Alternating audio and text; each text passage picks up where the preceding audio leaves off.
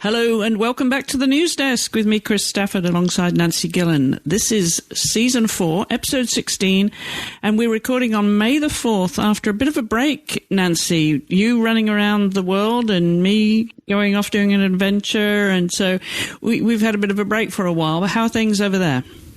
Yeah, all good. Yeah, kind of like old times, really, just going on quite a few trips, but different, a bit different this time because the majority of them were holidays as opposed to work trips. And yeah, definitely had to I definitely, when I came back, I went to Malaga last weekend to see my friend who lives there and came back and I was very run down. So my body has obviously got a bit of acclimatizing to get used to how I used to live before after 2 years sitting at home.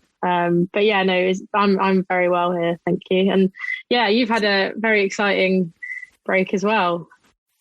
Yes, it was a lot of fun. Did the Potomac Heritage Trail, cycled that 427 miles with my good friend Marcy Cornegay, and we did it in 8 days from the Chesapeake Bay up through Washington, D.C. We joined the C&O Canal and then the Great Allegheny Pass to cross over the Allegheny Mountains, which was 2,600 plus feet climb. So that was, I think when we came out of Cumberland, Maryland, we had a 23 miles of climb. So that was an interesting adventure one way or the other. Lots of stories to tell. And we finished in Pittsburgh on a grey day in Pittsburgh, Pennsylvania. Pittsburgh is pretty grey at the best of days, but yeah, we had all kinds of weathers and all kinds of adventures, and we spoke about it on the podcast. We put it on the Bolder Woman, since I just qualify, Nancy being over 50, right? So Marcy hosted that, and we just told the story of the adventure, so you can listen to that on With Sports or on the Bolder Woman podcast, either of those. And yeah, we share almost everything. Yeah, I've listened to it and it's a really, really interesting listen. Quite inspiring as well. Definitely inspired me to, well, I know I did the marathon last year, but you continue doing those kind of big adventures like that because they are so fun. It's so nice preparing for them as well. It is, yeah, totally. Now I'm gearing up for my next big ride. So stay tuned for more of that. Yeah, get out there and bicycle and do what makes you feel bold and adventurous. So yeah, have the time of your life is the message. But we're going to switch very quickly to all the news of the day because we've got a few stories to catch up with. Some things have been happening whilst we've been away. Nancy, I know you've been keeping an eye on it, but of course I had 8 days offline virtually. So let's start with the modern pentathlon story here, because we've covered it in the past, Nancy, haven't we? And the changes since the Tokyo Olympics and the equine abuse case that came out of that, which has made the governing body, the UIPM, rethink whether riding should stay in the games. And not all the athlete consultation has been happening that we would expect it to. We would hope for it to be. So we've talked a lot about this. Now they're coming up with an idea to include a replacement for riding. And I'm not sure about this. I know you've read about it too, but this is an obstacle course that they're thinking about, which is a bit like mudder racing. Yeah, when I was reading this, I was just, I was like, what on earth is this obstacle thing? And then, you sent me the mudder racing aspect. I don't know. It's. I thought if they were going to replace it with a sport, it'd be quite a traditional kind of established sport. I'm not sure if I'd say what the kind of mudder racing thing is. Like, I don't know. Have they gone for kind of entertainment factor? Maybe, they're thinking, the Olympics. They're going for these more kind of sports like skateboarding, climbing, breakdancing will be at like Paris 2024. Like, have they kind of gone for that angle where they're thinking, wanting to make this more relevant to younger people and maybe think that young people would rather watch this obstacle racing? I don't know, but it's really, really bizarre in my opinion. It's a very strange choice, if that is. I mean, they are only testing it, they're trialing it, so it's not kind of confirmed yet. But yeah, I can understand why there's quite a lot of critics among the athlete group, especially really there. Yes, the Pentathlon United, which is a group which formed of the athletes to negotiate with the UIPM, with the governing body of modern pentathlon. And they said that they'd long suspected that obstacle course racing was at the forefront of the UIPM's executive board's agenda in replacing riding. But they hadn't even looked at any of the other 60 options that they'd considered. Just highlights the situation further, that they're only looking at OCR or obstacle course racing. So it seems a little bit one-sided traffic here. Yeah, definitely, and I think that's kind of obviously been the frustration with kind of the decision-making process here, even right at the beginning when they were deliberating. Well, I remember they didn't deliberate it really. They kind of just announced, didn't they, that they were getting rid of riding, and that caused a lot of anger among the athletes because it was, I think, the people were arguing that it wasn't a very democratic process. They literally just announced it. There was no kind of consultation with athletes or anything like that. So just kind of the whole way the situation has been handled is by the UIPM doesn't seem to be kind of that fair or kind of professional, I suppose. No, it certainly doesn't. And we have to remind everybody, of course, this is part of the Olympic Games. So we're coming to Paris in 2024 very quickly. And then after that is Los Angeles. Now, it's not on the cards for Los Angeles at the moment. And the IOC have said they've got to make it clear, which discipline is going to be included. So Paris is first. Nancy, what's your prediction for this getting sorted out to everybody's satisfaction? Oh, definitely not to everyone's satisfaction. I think it's going to be probably, it just seems like the UIPM are just going to do it regardless, really. And the athletes will be unhappy. And then I suppose it's whether it is up to the athletes, whether they're going to continue, I suppose, to compete. It's quite hard because obviously the UIPM have got the leverage of the Olympic Games. You could see something happening where maybe there's kind of a faction or a splinter group who would just want to keep pentathlon how it is, but then they wouldn't be able to compete at the Olympics. So I think I can see them passing this, but it will just cause a lot of anger among the athlete group. And you've seen some protests too from your athletes, haven't you? Yeah, it was a couple of weeks ago at one of the World Cup events. One of the male athletes, I can't remember his name, but he had medalled and he held up a T-shirt that said something like, "Well, it was against having riding taken out of the sport." So yeah, he held up a T-shirt during when he got his medal. So yeah, obviously making his feelings really clear there. All right. Well, we'll keep you posted, see if we can get an update on this from an athlete, because it's not going to be resolved very easily, I don't think. And as you say, not to everybody's satisfaction, because the governing body just seem so domineering in this conversation. Let's put it that way. I want to go to the Rugby Sevens now, Nancy, because the HSBC World Rugby Sevens Series took place in Langford on Victoria Island in Canada this past weekend. And the Australian Olympic champions, they won again. They seem to be absolutely unbeatable. They've won a couple of times in Dubai and they won there in Langford. And they beat New Zealand. And I don't know if you remember, but New Zealand's rugby teams, both the 15s and the 7s, have been off the scene now for, I didn't realise it was as long as this, but 800 days due to the ongoing COVID pandemic. And of course, that caused them to suffer at the Olympics, but also in the 15s as well. So kudos to them, because they came back and they got into the final there at Langford. Yeah, it is really impressive. And we've seen it with the 15s New Zealand team losing to England when they came over here for 2 matches. And I think, well, obviously with the 7s, it shows, despite the fact they haven't been competing, they've got that raw natural talent that they can still get to the final. But it's really interesting to see that rivalry, I think, between Australia and New Zealand, because like you said, Australia are the informed team at the moment. So yeah, quite an interesting rivalry there. Yeah, it certainly is. And a shout out to Ilona Meyer, who plays for the US, of course. She's host of the Leo's Den podcast alongside Naya Tapper. And she actually pulled off an amazing save against Ireland. She pulled down her opponent just short of the line. It was really, really, really impressive. go and take a look for that on social media. It's all over social media, Nancy, because she pulled her down, rolled her over, and saved a try. Very, very impressive. Well done, Lo. Okay, we're going to move to an update here on the Brittney Griner case. You know, the WNBA player who's been detained in Russia now for several days, weeks, I should say, months now. And we do have an update on that, don't we? Because the status of that has changed. Yeah, so the US State Department, they've ruled that her detention in Russia she's being wrongfully detained by the Russian government.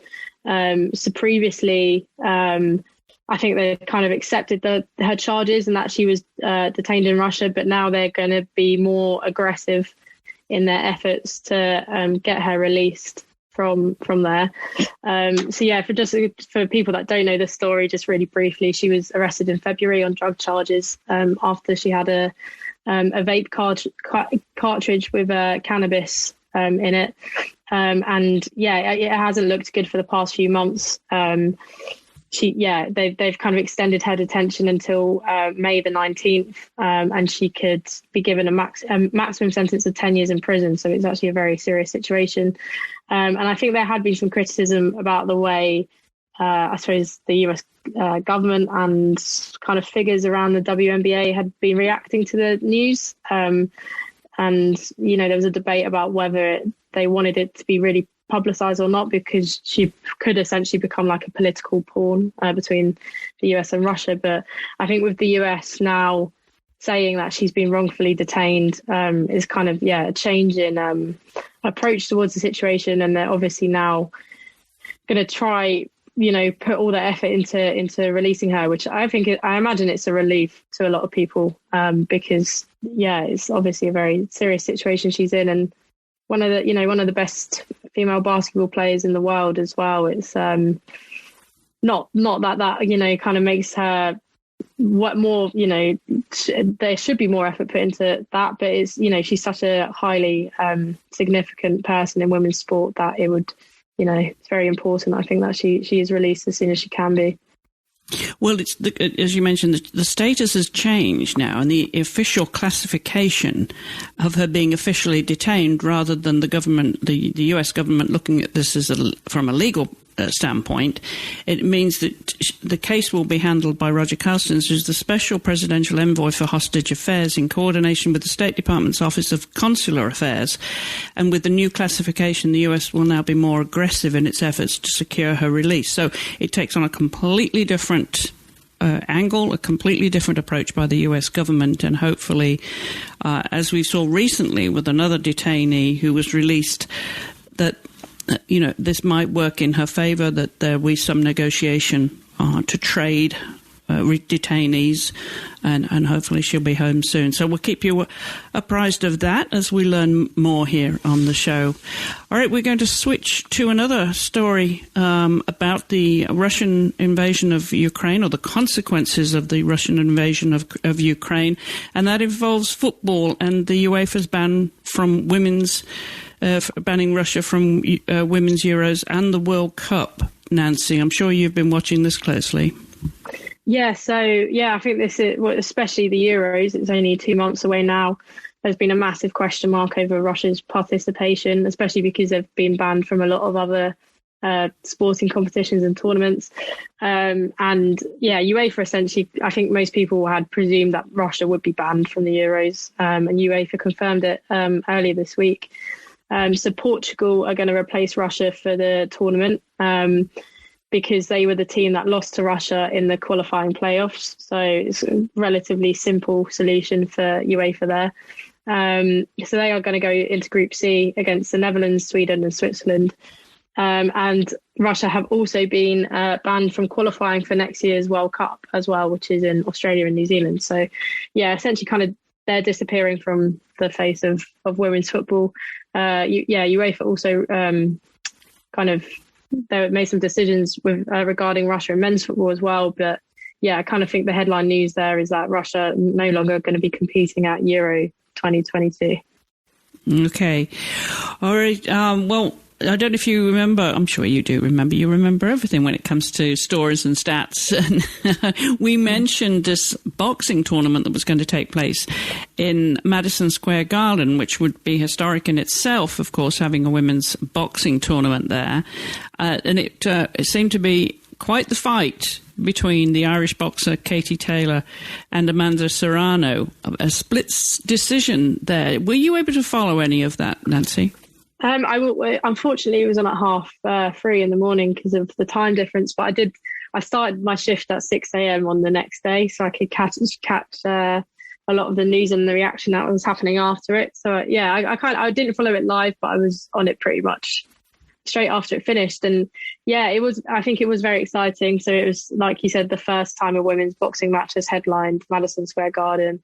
There was a sold out crowd of 19,187 spectators, which I think there was one point the crowd was so loud that the ref couldn't hear the bell for the end of one of the rounds. And yeah, I think the match itself as well kind of billed as the biggest women's boxing match in history. I think it definitely lived up to expectation. It was really, really close. Split decision victory for Katie Taylor, but I think a lot of people thought it could have gone either way.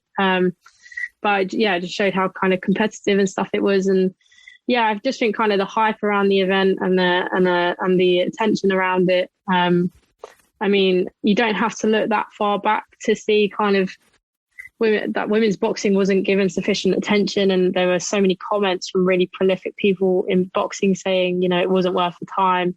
You know, women couldn't fight and stuff like that. And to kind of fast forward probably only like 10, 15 years and have this massive fight at Madison Square Garden. It's incredible. And yeah, I think for me, Katie Taylor is definitely kind of one of the, you know, greatest sportswomen about. She's just undefeated and always been at kind of the forefront of these big events, whether that's like fighting at the Olympics or doing these kind of big fights. So yeah, really, really historic night for women's boxing.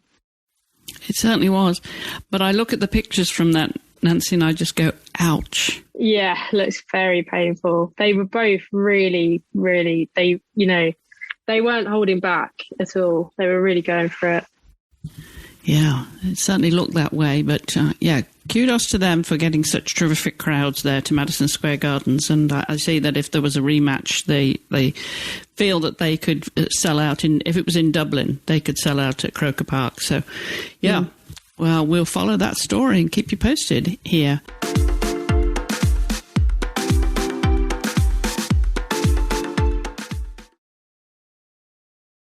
All right, we're going to move back to rugby, actually, for the Women's Six Nations, one of my favourite competitions.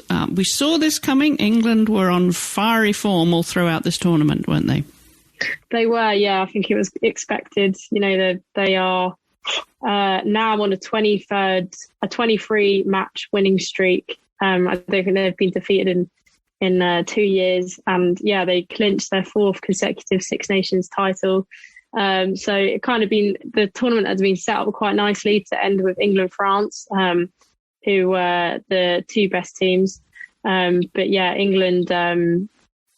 I know the match took place in France as well, and it was actually quite I think, all the England players got booed when they walked out and stuff. There was a really good atmosphere there, I think. And, you know, obviously quite a big rivalry building between the two countries in women's rugby. But England managed to win 24-12, in what was a relatively comfortable win for England to continue their dominance. And, yeah, all focus now on the Women's World Cup later this year because they are definitely hot favourites. Yeah, terrific. Well done them. Sarah Burns scored a couple of tries too. And I know our friend Polly Cleal, she's a regular on the team and she's been having a great tournament too. So kudos to England. They are the team to beat in the 15s for sure. Well, we're going to switch to soccer now and to Barcelona.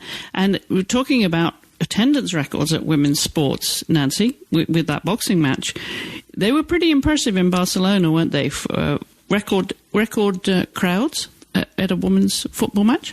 Yeah, so yeah, this was about 10 days ago, but I thought I'd include it on this show because we didn't have one last week, so I think it's well worth talking about.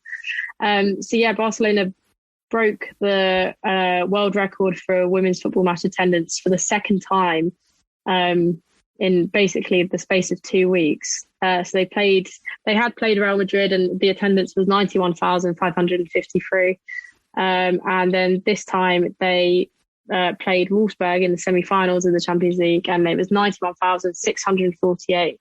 So they broke the record by roughly 100 people. And I've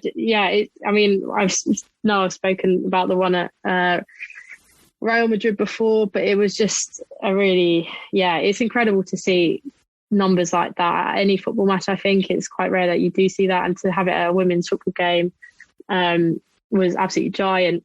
And I think just across the whole of the Women's Champions League semi-finals, I think there were 179,000 fans. So across both legs of the two matches, the 4 matches in total. And that's just incredible. Just incredible numbers, really. And hopefully kind of a platform for which women's football can kind of spring off. And, the weekly matches in the league, hopefully they can start to pick up a few more hundred and thousands of spectators, and we can really be starting to grow the audience. Yeah, that's tremendous. It really is. And also, thinking of football, the Angel City, the new LA club, they've filled out their stadium too for a match, rather. I think last weekend. Was it against Carolina Courage? Yes, yeah. That looked amazing. Yeah, completely packed the arena. So that's a really great story, what's happening over there with Angel City. All right, let's turn now to a story you found about a woman who's a cancer survivor, and she ran 104 marathons in 104 days. Yeah, it's absolutely incredible story. So Jackie Hunt Brosma. She has, it's yet to be ratified, but it's pretty certain, because I don't think many people have done it, but she's passed the Guinness World Record for the most consecutive marathons. She's run a marathon every day since mid-January. So she's completed her 104th one last weekend. Her story is absolutely incredible. So she was diagnosed with cancer in 2002. They amputated her left leg to save her life within 2 weeks, and she was only 26, so incredibly young. Took up running in 2016, and then she's got now a special prosthetic for long distance runners, just kind of did a 10K, did a half marathon, and started doing marathons, and now it's got to the stage where she's doing 104 in 104 days. So it's absolutely brilliant, and I hope the Guinness World Records, they've said it's going to take around 3 months to certify the record, and I hope that comes through for her, because it's an absolutely incredible achievement. Awesome. It really just shows the spirit of female athletes and, what we can actually achieve. I love that story. Good luck to her. To run that much every day. I know you've done a whole full marathon, but can you imagine running 26.2 miles every day since mid-January? No, I can't. I can't imagine that at all. That's just, your muscles. I suppose maybe your muscles just get used to it. Maybe you just become, maybe after a certain point, you just get used to it and you can do it. But I can't imagine that. No, it's unbelievable. Yeah, I understand that feeling. Having just done that bike ride, we were doing like 60 miles a day. One day we did 66. And you do, as you go on each day, you get fitter, you get stronger, but you also have to balance the fatigue as well. Yeah, I suppose that's it. Rest is quite important. And we didn't have a rest. We went straight through 8 days. And I think if I were to do it again and thinking about Jackie there, I mean, she was doing it consecutively. I think I would have taken a day off in between. Split it in half. But you learn, don't you? You learn how your body responds. Yeah. Well, obviously Jackie doesn't need anything. Apparently, it's quite amazing. Good for her. Good for her. All right. Well, you've got one more story, then I've got a story too. Yours is about one of your favourite athletes, isn't it? Thompson-Herah. Yeah, this is a really interesting story. So The Jamaican Athletics Administrative Association, so the governing body for athletics in Jamaica, they've told a newspaper in Jamaica that they believe that Elaine Thompson-Herah, her time that she ran over 100 meters last August, so it was 10.54 seconds, should be the women's world record. So the actual the officially recognised world record is 10.49 seconds, which was run by Florence Griffith Joyner in 1988. There's a bit of controversy over the record because a lot of people said that the wind reading during the when the race took place was a bit dodgy because there was an official standing too close to the where the gauge which reads it. And obviously if there's a certain speed of wind, if it's too fast, then a world record is just knocked off because it's kind of helps you. It's like not necessarily a natural running time. So yeah, the Jamaican Athletics Administrative Association President Garth Gale has said that Elaine Thompson-Herah's performance should be recognised as a world record. It's worthy of recognition, and that all technical areas were covered, such as the wind reading and the authenticity of the track. And interestingly, they managed to get hold of World Athletics President Sebastian Coe, who told the newspaper that there would be very difficult legal obstacles that would stand in the way of Thompson-Herah's time being recognised as the world record. And it'd be, you'd need the proof, I think, of Griffith Joyner's world record not being official, which would be really hard to do because that's now about coming up to 40 years ago. So yeah, I think something to keep an eye on. I think it's quite interesting. And as we saw at the Olympics, like women's sprinting right now is just rapid. Like it's so fast. But the fact that that world record is still not broken when we've got like such fast women running at the moment and constantly smashing times, it is quite remarkable. So yeah, I think just quite an interesting story there, and yeah, maybe a situation to keep an eye on. Can't see it actually happening, but potentially Thompson-Herah will actually break the world record, on her own terms anyway. Yes. Oh, yes. There's a lot more to come from her, I'm sure. All right. We'll keep an eye on that story. Now, I want to wrap up this week with my sport, Nancy, with the sport of eventing, 3-day eventing, because last weekend saw the Land Rover Kentucky 3-day event presented by Mars Equestrian here in Kentucky, in the States. It's one of 2 5-star competitions in the US now. We had our second one added in Maryland last fall. But the Kentucky 3-day event is the pinnacle of the spring calendar here in the US. And what I got excited about watching this year was not the fact that Michael Young, the German rider, won again for the 4th time, but who came second. Second place went to Yasmin Ingham. She's 25 years old, from Cheshire in the north of England. It was her first 5-star competition. It was her first time in the States. And she conducted herself brilliantly, as well as showing what a talent she is. And it has really made everybody look up to who is this Yasmin Ingham and where is she from? Well, she's apparently, I didn't realize that she's a double European gold medalist. She's the under 16, under 18, under 21, under 25 British champion. She won the Blenheim Palace 4-star last year, which is the level below the Kentucky 3-day event. As I said, there's only 6 now, 5-star events in the world, and she finished runner-up to Mickey Young, which is an incredible achievement. She finished, she had a dressage score of 28.1. Very few were in the 20s anyway, so she finished 4th after dressage. She added just 2.8 time penalties on cross-country to finish the day on 30.9 in 3rd place. And then she moved up a place. She had 0.8 of a time penalty in the final show jumping phase, but she did enough to finish second on 31.7, which is extraordinary in her first 5-star competition and against the likes of competition from Michael Young as well as many others. And we saw some of the old-timers from England as well, and I'm sure Pippa won't mind me mentioning that. Pippa Funnell, who's a Grand Slam winner, she's one of the best in the sport. She was over here with 2 horses, and a lot of other Olympians were out there too, a lot more experienced riders, but this girl really showed herself. I was super impressed with her talent. She had a lovely horse, Banzar de Loire, super talented horse as well. So we're going to see a lot more of her because clearly she's got the record. She's came up, through all the youth programs, and I'm going to try and talk to her and find out what other horses she has, because badminton 3-day event is this weekend, starts today as we speak in Gloucestershire, and that's of course the spring equivalent to the Kentucky event. It's a 5-star competition which has actually suffered from the last 2 years from COVID. So it'll be fun to be back and watching them out there in Gloucestershire with the most prestigious event in the sport, arguably. So that's this weekend. But the one to watch for me is Yasmin Ingham and what she can produce in the future.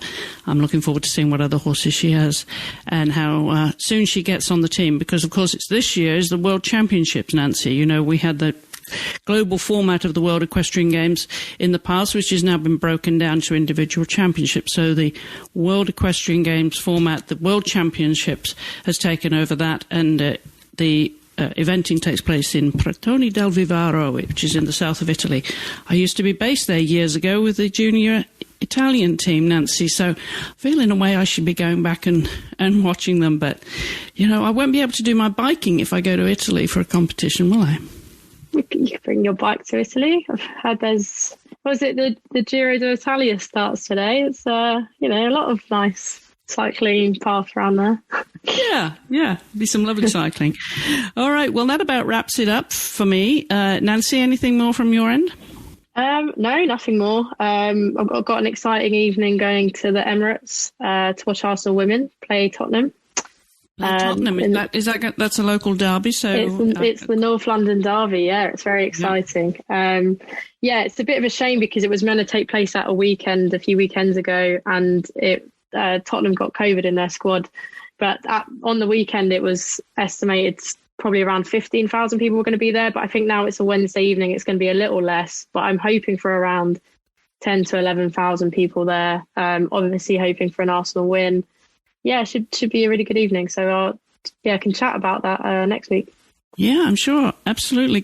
Just a quick mention, because I talked about it before we hit record today. Tobin Heath, who we often talk about on the show, because I'm a big fan of Tobin's. She's been released by Arsenal now because of injury. So she's been released early from her contract and is back in the US. How much will you miss her at Arsenal, Nancy? I think, she didn't play that much and, she wasn't like a regular starter, but there were a couple of really crucial goals. And the title race is going right down to the last weekend of the season. And if we do win it, a lot can be owed to her goals. And I think, a lot of the players and the managers spoke about her mentality that she brought to like the dressing room as well, and just the team. And so I think her experience is unrivaled, really. So I think that aspect of it will definitely be missed. Yeah. Obviously, having a player like Tobin Heath is great for your team. But yeah, I hope she kind of manages to recover from her injuries, because it is something that's obviously plaguing her at the moment. Yeah, for sure. Well, we'll watch that with interest and see where she goes, because Louisville do have her right, but again, with the injury as well, she could be released from those, and we'll see if she ends up on the West Coast with any particular team we have in mind for any particular reason. I'm going to leave it like that for now. All right, Nancy, great to catch up with you. Good to be back on the show and bringing you the weekly news. And you can follow Nancy's reporting at Give Me Sport Women. Just tell everybody where they can find you, Nancy, and your social media. Yeah, so I'm on Twitter at Nancy_Gillen, and on Instagram at Nancy Gillen _sport. And then, Give Me Sport Women. If you want to follow us on Twitter, we're Give Me Sport W. Perfect. All right. And we're, as always, at Wiz Sports on social media platforms and at wizsports.com, where you'll find the link to the stories that we cover here. Just look for the show notes, the episode page at Wiz Sports News. Everything is on that page and much more. So until next week, that's it from Nancy and I. Enjoy the football game tonight, Nancy. Cheer on Arsenal. I know you will. And I hope you don't get too wet. Sounds like you're going to have some rain tonight. Yeah, I'm hoping it's, I know I am sitting undercover, so I should be okay, and I think it has stopped raining as well. Hopefully, I think it'd be too much to hope for the sun to come out, but yeah, no rain would be nice. All right. Well, have fun. I know you will. We'll catch up next week, and thank you everybody for listening. Come back next week and hear more from Wiz Sports News Desk.